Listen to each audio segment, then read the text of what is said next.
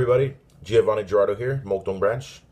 This is C2 Albatross, lesson 6, pre-vlog. So this project is going to be all about conflict resolutions between interpersonal and intragroup. And that just means whether it's one person or multiple people, and how you're going to resolve each and every one of these conflicts in the workplace or wherever you decide to have these conflicts with the students. One problem I can see happening in most classes is that if you have them act out a skit on conflict, it can escalate into a real conflict between the students. So I'm going to stay away from recording my students actually acting out different conflict scenarios.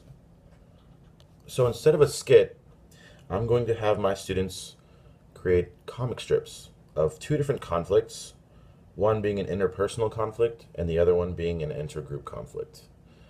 And the app I'm going to have them use is called Comic Strip It, which a tutorial will be up soon about how to use said app momentarily.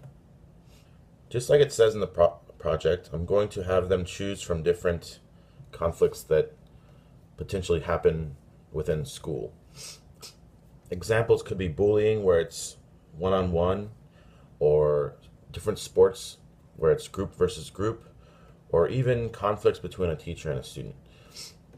I want them to think of all different kinds and try to come up with unique varieties in which they portray themselves in their comic strips. Now, due to time constraints, I'm going to only have the students create comic strips of what not to do in these situations or in these conflicts. And instead, when they create what they're supposed to do, I'm going to have them present this in S-Note so they can show step by step how they should have solved the conflict that was in the comic strip that had escalated to a negative outcome.